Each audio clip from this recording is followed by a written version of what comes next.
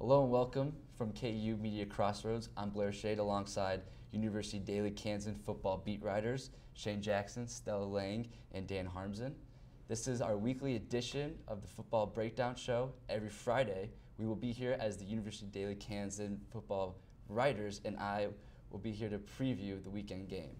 This Saturday, the Jayhawks take on Southeast Missouri State at 6 p.m. We'll start the show by taking a look at the opponent, Southeast Missouri State Redhawks. They're coming off a 77-0 victory against Missouri Baptist. It's a stompage. Dan, can you tell us a little bit about what to expect from SEMO this weekend? This is Tom Matukowicz's first year as the head coach for SEMO, and it started out with a pretty resounding victory in that 77-0 victory that Blair mentioned. He's a defensive-minded coach. He coached for Toledo and Northern Illinois in the past on the defensive side of the football, but this year the offense might actually be the best thing that this team has to offer, led by their running back Michael Jackson and their quarterback Snyder. So one thing to look forward to is seeing how Kansas's linebackers face this potentially good rushing attack that SEMO has to bring. Their offense is a little lackluster, so Kansas secondary might be able to take advantage of that. You mentioned a little bit about the KU linebackers and against the SEMO offense. Give us a little bit more about what to expect, how KU will stack up against their offense. Just watching a little bit of the highlights of last week's game against Missouri Baptist, the left side of the line for SEMO looked a little weak.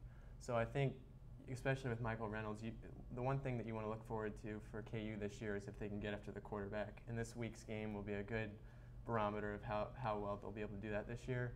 So if Michael Reynolds, coming off the edge, can get in the backfield and provide some challenges for SEMO, that'll be something that should be a good sign for the rest of the season. And what's a name for people to watch for this weekend on the SEMO side of the ball? Without a doubt, Michael Jackson, their running back. He took a 66-yard screen past the house last week.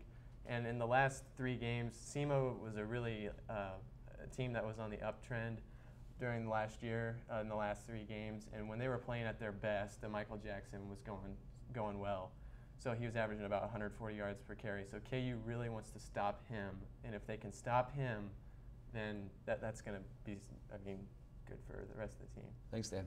Okay, moving to the KU offensive side of the ball, Shane, because of the inexperience in the backfield due to the injuries to Brandon Bourbon and Taylor Cox, the wide receiver unit will probably have to step up this season and take more on responsibilities. What will they have to do to lead the team? Well, the wide receiver unit was already going to have to step up from last year significantly. It definitely from 2 years ago. This wide receiver unit has struggled recently, but it's definitely going to be an upgrade this year, especially as you mentioned the inexperience in the backfield. You got a plethora of guys at the receiver option with Justin McKay, Rodriguez Coleman, Nick Harwell, and Tony Pearson. There's enough guys out there playing at the wide receiver unit that it's definitely the strongest unit. And you're not even mentioning Jimmy Mundine, who's more of a receiving option anyway, so you split him out at the wide receiver at the tight end position. So I'm really excited. I'm looking forward to this wide receiver unit. And due to the fact that there's less experience in the backfield, the wide receiver unit is really going to be the key to this offense. And what's one name on the wide receiving core that you could single out and give to the fans to watch for? It's got to be Nick Harwell. He sat out last year. He had to watch this team, and I think he's definitely arguably the most talented receiver on this roster and a guy that really has potential this year. I'm expecting really big things, and it's been a while since KU's had a really good receiver, and I think Nick Harwell could be that guy. And from the entire offensive standpoint, who is one player that will stand out the most on Saturday? For me, this year coming in, my sleeper or the guy to watch out for was Corey Avery, and that was before the running back injuries. I thought, this guy had a chance to make plays. Charlie Weiss was really impressed with him in fall camp. Says he has the ability to make people miss. Now that due to the injuries to Brandon Bourbon and Taylor Cox, he's going to get plenty of opportunities this Saturday, and I'm expecting big things out of Corey Avery. All right, thanks, Shane. Now moving to the defensive side of the ball for KU. KU's defense has been considered the strong point for the entire program this season, and the secondary has been the most experienced unit within the D. And here's Stella, who wrote a piece on the KU secondary being compared to the 2008 Orange Bowl team. Stella, why is that secondary being compared to this 2008 team? Well, definitely, like you said, the secondary is one of the most solid units on the team this year. And I think one of the biggest reasons is their experience and also their ability to intercept the ball. Let's see, in the '08 Orange Bowl, they came up with 3 very important interceptions, including Talib's pick 6, which was probably the highlight of the game. And here we have Isaiah Johnson, who's shown that he can pick up balls. I think he had 5 last year, and also, yeah. Well, one of the biggest questions this week was the news about Kevin Short and how he is going to be out for this season. And if there was a unit that could take a hit like this, it would have been the secondary. And what's one name in the secondary that you would tell fans to look out for this weekend? Cassius Sendis. He not only is he very solid in the secondary, he's also a leader. He was chosen by his teammates as a captain, and I think everybody looks to him for direction on the field. All right, thanks, Stella. And before we get out of here, before we close our show, we're going to go around and give our game day predictions and one thing to look out for. So starting with Dan. We've got 9 returning starters on defense, and from a defense that was actually pretty good last year. I think that's going to be pretty well set in stone what you're going to expect with that part of the ball. But the offensive side is what I'm going to focus on this week.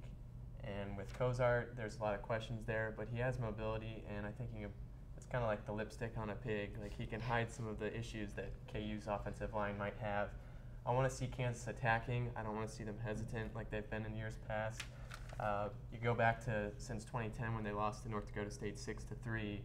They've only beat their first opponent by 16.3 points per game. It's time to actually take a team to the woodshed, which I think they'll do. So I've got KU winning 45-14. All right, Stella? I have KU winning 37-10, and I think what I'm looking most forward to is seeing the running back and seeing them in action. Charlie Weiss said this week that if the SEMO defense dropped 8 every time, that he would run the ball every time. So I think it's a good time to see what the running backs are made of. Okay, Shane? I'm really looking forward to seeing the offense, and in particular, what we just mentioned earlier, I'm looking to see what they can do through the air. Because when Cozart throws a touchdown, which I'm hoping he does on Saturday, it'll be his first touchdown pass in a KU uniform. So I'm expecting, Cozart to take advantage in the air, especially with a team like SEMO. I don't expect them to match up very well against KU. And like we mentioned earlier, there's a lot of talented receivers. So if they're going to get the going with this new offense, this new spread offense, and they want to get the receivers involved, it's got to start this week.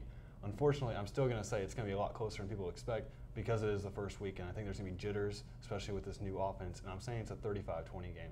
Okay, and I'm going to have to agree with you as well. I'm going to think it's a close game. I'm going to go 28-10.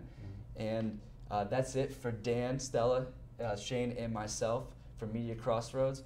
We'll see you next week for our weekly breakdown as the Jayhawks head to Durham to take on the Duke Blue Devils.